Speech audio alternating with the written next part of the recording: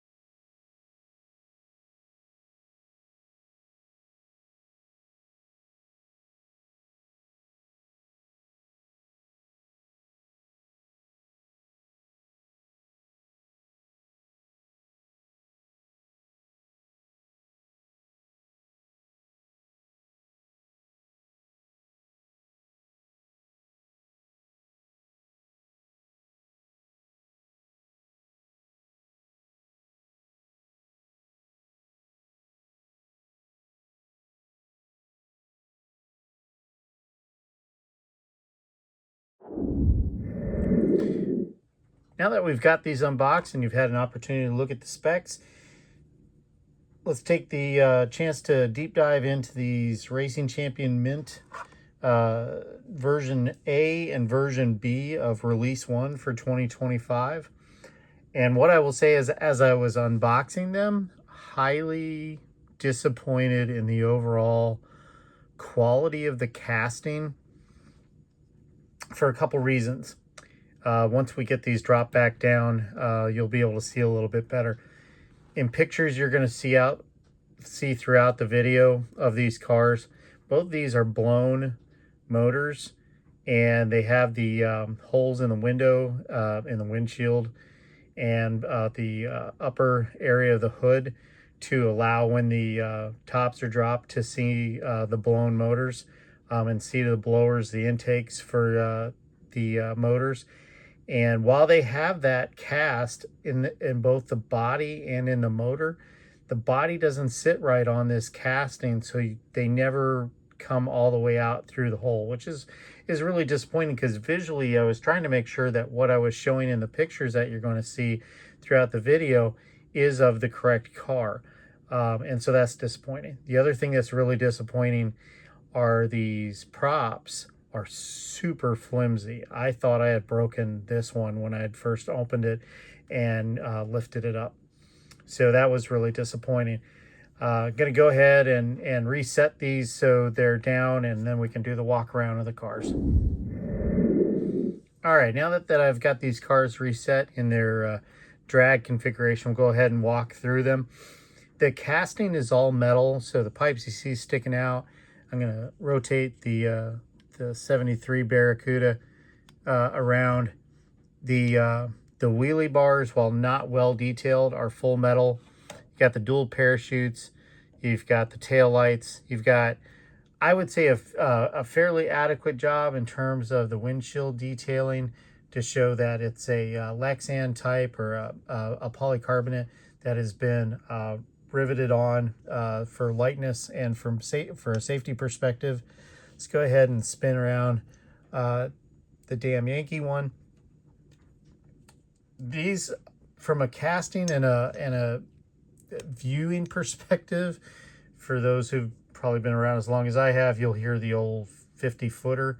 These are both really cool from about 50 feet, but as you start looking at the details, you realize that they either made some compromises or just, you know, I wish I could better understand why they did what they did.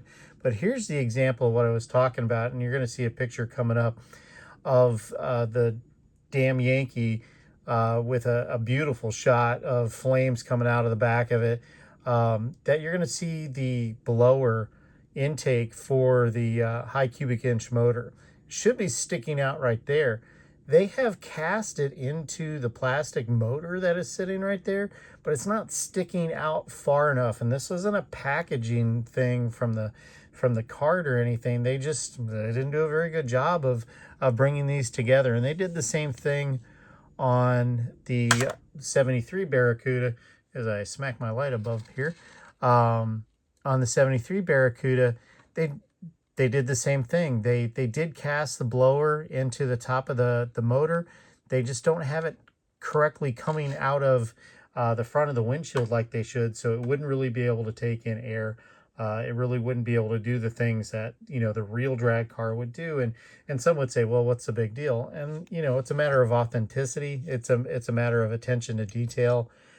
I mean, they do look cool. You know, it's awesome to be able to have, you know, a drag strip to be able to represent these on. So let's go ahead and do that. This is again from Turbo Pads ES, the Spanish company that in just about every video I talk up because I think they're great. I don't get any sponsorships from him. I have had a couple of interactions on Instagram with him. He loves the page. He likes what's going on. And I think they're really cool. So I think from a static display perspective, they would be cool with this type of background. It would be kind of fun to do some stop motion, be able to represent what the wheelie bars would be doing.